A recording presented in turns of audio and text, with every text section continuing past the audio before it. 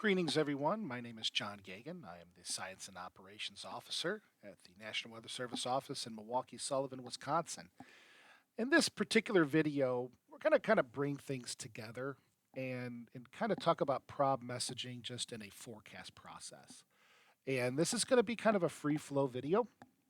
We're gonna talk about using create storm images. We're gonna talk about how we can use create storm images to help us with our messaging, give us an idea of the confidence we have in the forecast, to understand um, where we're at in a distribution when it comes to the probability of winter precipitation forecast process.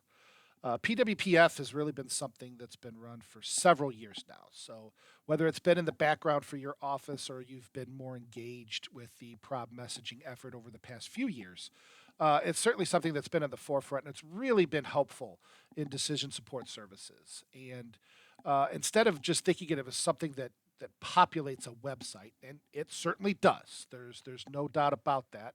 There is uh, the PWPF information that goes to our website. Here's our current version of that. You have our official storm total snow forecast. You have the 90th percentile, the 10th percentile, and then all the different exceedance type output here. Well, this is important information to have during the forecast process as well as during your messaging process as you create whatever it is that you're going to create for your partners on a given event, whether it's an email, a conference call, a DSS packet, social media posts, whatever it is that you do to pass along that information to your partners. It's invaluable to have a really good beat on what is happening with the PWPF information during your forecast process. So the first thing, you want to run it early and often. So when you sit down and get your bearings on, where have I been, where am I at? The idea here is to understand, okay, when I get this new information, where am I going? And one of the first things really to kind of get in your mind is what's the conceptual model of your event? Is this a broad warm advection, isentropic upglide type situation, looking at perhaps some lower snow ratios. You may be dealing with longer duration, or is this a lake effect? Certainly something in the Great Lakes here we deal with quite often, not quite so often on the western side of the lake, but certainly a lot of offices deal with that.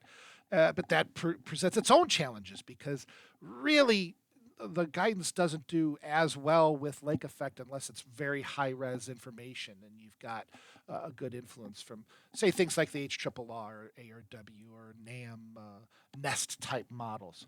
Or are we dealing with a clipper, fast moving, maybe a little higher ratios, something that could give us a little more fluff? Or are we dealing with a panhandle hook coming out of Texas and Oklahoma, which is a big weather maker here from Milwaukee? Think about those things from your end. What are those big winter weather snow makers? Or are we dealing with just kind of a bowling ball low that comes in with a cold core, and we have varying snow to liquid ratios throughout an event where we may have a warm advection on the front end and then a cold core on the backside, and perhaps maybe even a trowel, something that provides that trough of warm air aloft that produces heavy snow? Or are we dealing with the most difficult of all, the banding? The mesoscale, tough to pinpoint, know what's going to happen, just not sure where type banding. So you got to have that in mind. Before we even touch the GFE database, where have I been? Where am I going? And how am I going to get there? And from that perspective, you can start to get a real good conceptual model of what you're doing, because then as you get into GFE and you see the initialization, and you've gone through, we're going to start using DESI here eventually. But you may have the probabilistic information from the WasUp site for the MBM, or you've got a Weather Bell subscription and you can see the probabilistic information from each of the ensemble systems from the European, the GFS, and the Canadian. All these things are what you're diving into and getting your hands dirty with before you even touch GFE, and then initialization runs to get your grid editing portion of your forecast started.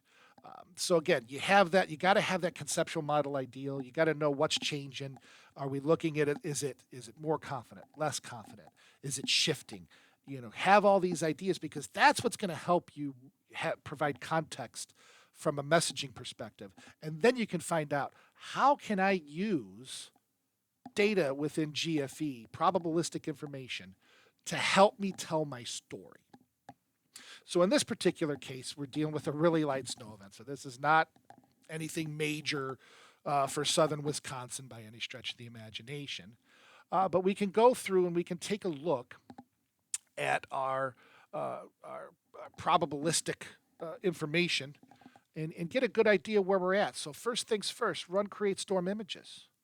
So go to PM, create storm images under the populate menu. And we want to see the snow probs run. Let's look at the latest information. We're not going to create any images for the web.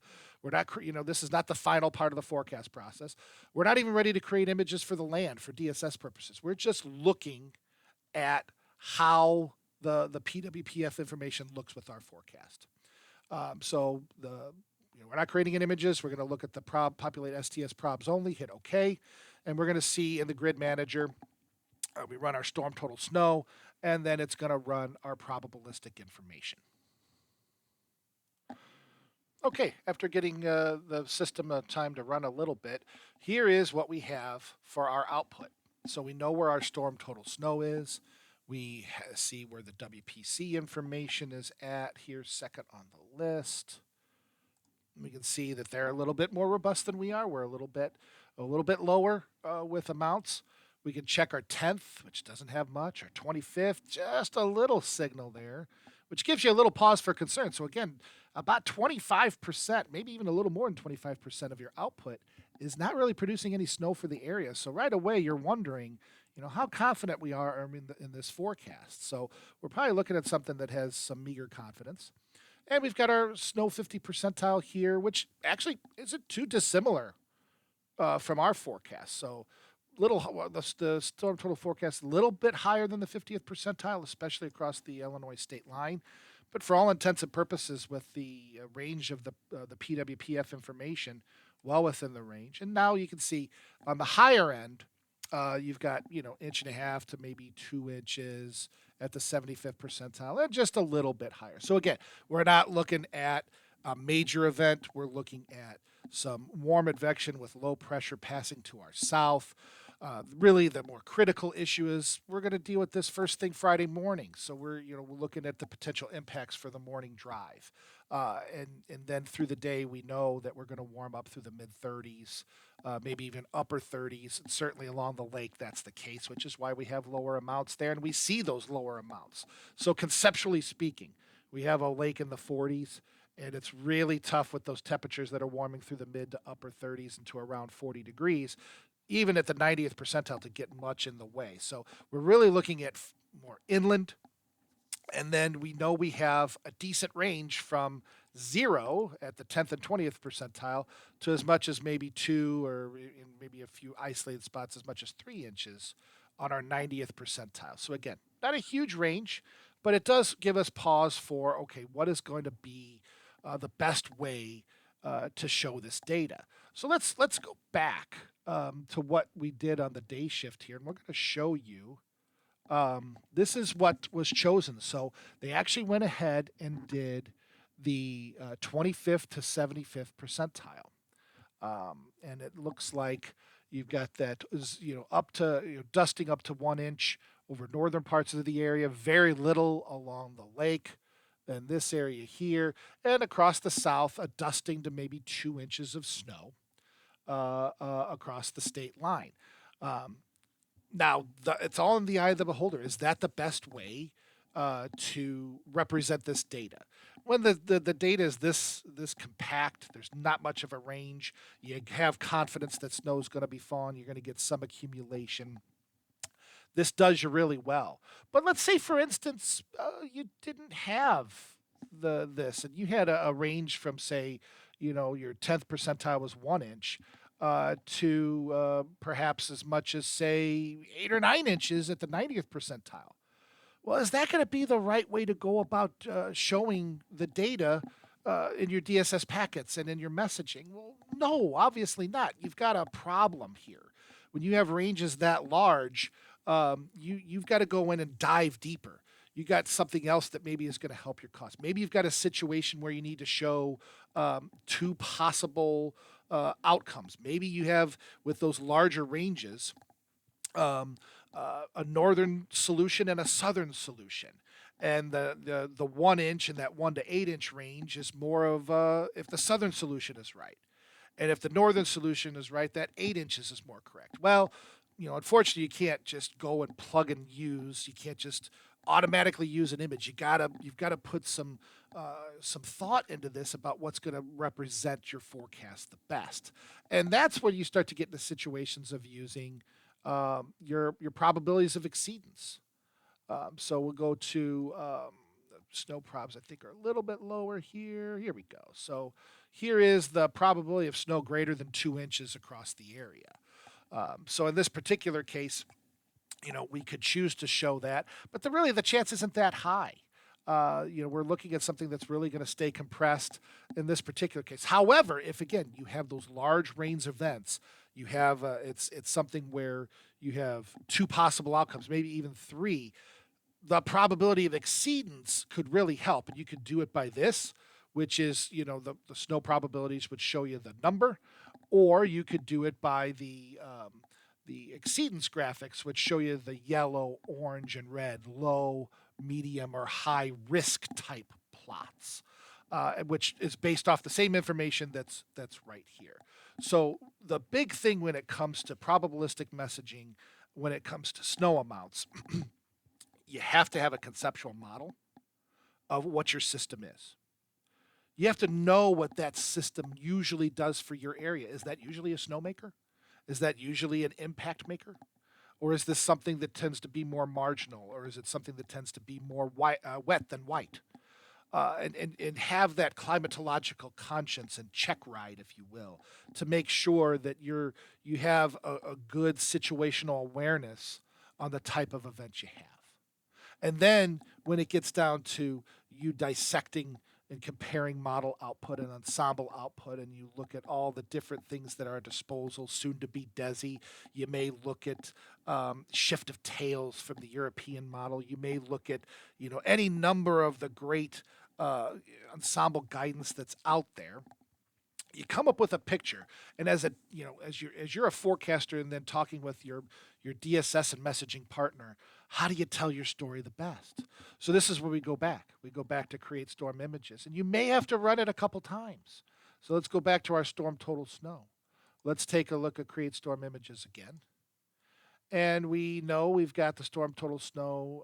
We're going to check that in the snow probs, and we're going to create images for the land. We're not going to send anything to the web. We're not there yet. We're in the middle of our forecast process.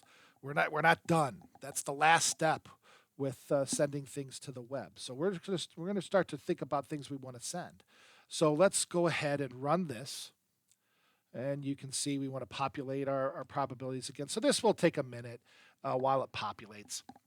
But at the same time, we can talk about, as a DSS and messaging forecaster with your more science-based gridded forecaster, if you will. This conversation has to happen frequently.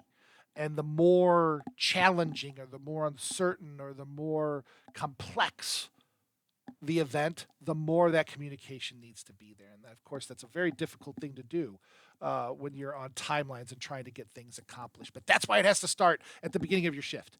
You can't just sit down when the initialization runs for Forecast Builder and then do all of this. You're going to be behind the curve. And you're going to have a very tough time doing all of this. So that conversation happens. You may say, hey, let's try and look at that 10th and 90th percentile. What does that do for us? And let's just run it over our local area. We'll hit OK. And then let's also take a look at, we can look at, the probability of snow greater than dusting 1 and 2 inches. And then let's look at the potential. Let's see what that does for us. And we're just going to run it over Wisconsin. And let's go ahead and run that. So again, this is the conversation we're having in the middle of the forecast process. It's what the DSS forecaster or the messaging forecaster is talking with the gridded forecaster about. And again, we just went through this once, but you may need to do that 2 or 3 times because as they go, as the gridded forecast person goes through the collaboration process, perhaps you have a call with WPC. They're going to update their storm total snow 1, 2, maybe 3, 4 times. And the reason you need to rerun the PWPF information after each time you change your storm total snow is because our storm total snow is used as the mode in the PWPF process, which means it's the solution that is most frequent, and your forecast can shift the probabilities to more conservative or more aggressive, and again, that's all part of again um, where that collaboration is with other offices, with WPC, with your conceptual model of your event, and then you need to update that and understand that you're gonna have an effect on the PWPF in that manner. So we have run our create storm images here. It's still going, and we did pick a few images, although for just a few sites, and we're going to find out what kind of imagery we're going to look at here. So again, the key is this is all something you're going to run until both you as a DSS and messaging forecaster and the gridded forecaster come to a consensus on this is the best way to tell our story. So let's take a look. We're going to go on the web Windows side of the house again, and let's take a look. So here's our storm total snow with the 10th and the 90th. You can see, it's got 0 to 3. Do we really want to tell that story? And you can see why we went 25th, 75th with our afternoon forecast package. And I think that was a wise decision. But again, we're still dealing with low amounts. So let's see, does the potential for snow greater than an inch tell our story? It actually tells a pretty good story, actually. So we've talked about this where, we're kind of in the middle of the PWPF range, maybe towards southern Wisconsin toward the Illinois border. We're a little closer to exceeding the 50th percentile with our forecast. But that tells us a good general area of where we think an inch of snow is possible. And really, for a lot of our highly populated areas like Milwaukee, Racine, Kenosha, all along 94 here, we're really giving them a good idea that, hey, this really isn't much of an event for you. You may see flakes fly, but it's just going to be too warm. It's not going to be enough. It's not going to pile up. Hey, but if you're inland, you get over towards Madison, the state capital. You get down towards Janesville as you're heading down 39 into Illinois towards Rockford. Yeah, you've got a better chance of seeing an inch of snow. And if this is indeed happening right at rush hour, that's going to be something to consider and message and make sure you get out there. Hey, give yourself some extra time. If we got some slick spots on the roads here before daybreak and with temperatures right around freezing. Remember, when it comes to the potential, the prob snow, this is the exact same image, but if this is just using the blue color range of the percents. So it's the same values, but this just uses the shades of blue with the percent added on top of it, whereas the potential just gives you the low, medium, or high potential with the color codes there, kind of categorizing them the low 10 to 40%, medium 40 to 70%, and higher greater than 70%. And then, again, you can go back and say, well, 10th to 90th didn't work. We got to go back and do 25th and 75th again. Well, let's go back to GFE. Let's do it. You go right back in there. You pick your storm total snow. You do create storm images. Go back into the GUI, you do your storm total snow, you do your snow probs. Yes, make those images. This time I'm just going to make the storm total snow. I don't need anything else. We'll run our probabilities. We'll choose the 25th to 75th when the GUI pops up here. And we're not going to run anything else. We don't have to. We like our other stuff. So we're going to run the 25th, 75th just over MKX area. And we're not going to run anything else. Just okay. We're not going to choose anything. We're good to go. So again, think about this as something that's ever evolving from the beginning of your shift to when more data comes in. to the PWPF information comes in. You start to run that. You get your WPC information. You maybe have that conference call. You're talking with your neighbors. So this is a process that repeats over and over throughout the shift until you and the as the DSS and messaging forecaster with the gridded forecaster come to a consensus. This is the best way to tell our story. We want to use the potential graph. We'll use the 25th to 75th.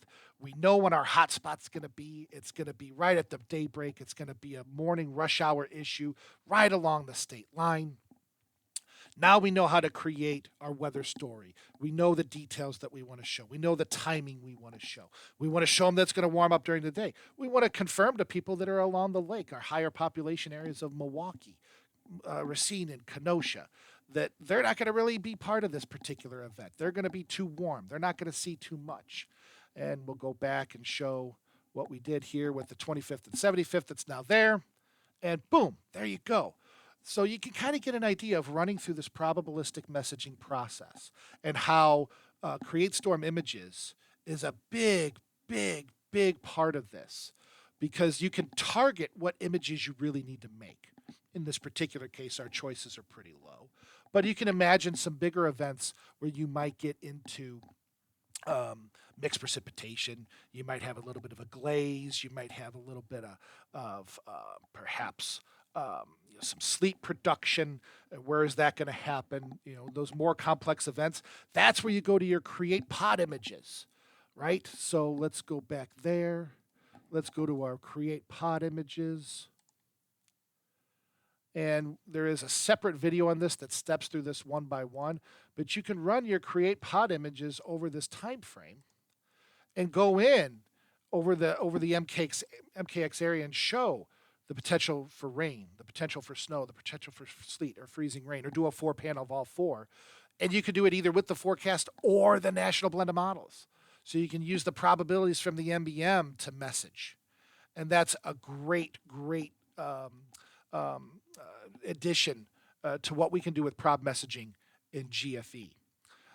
So we're going to wrap this up here.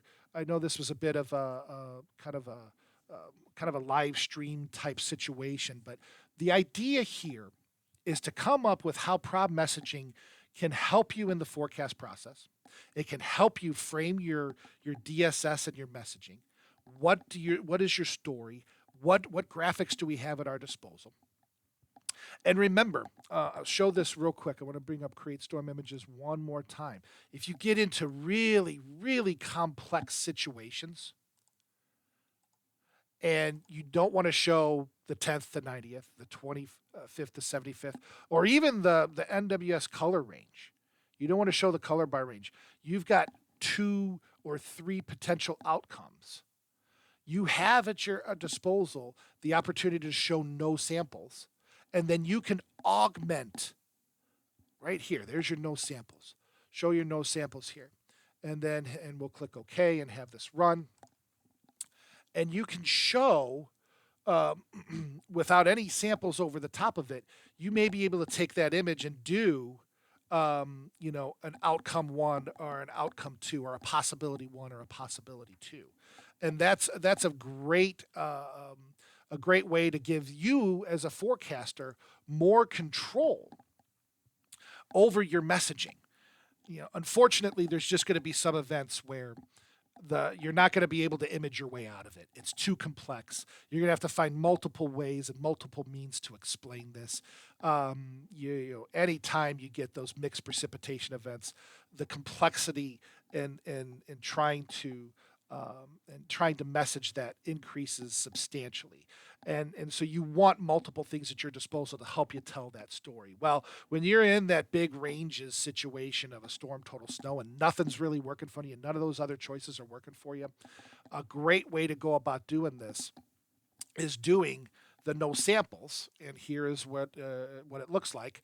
And then you can, in DSS Packet, augment over the top of that and say, snow more likely or less likely north, more likely south, or put your own kind of range on there based on all the different probabilistic ranges we have out there.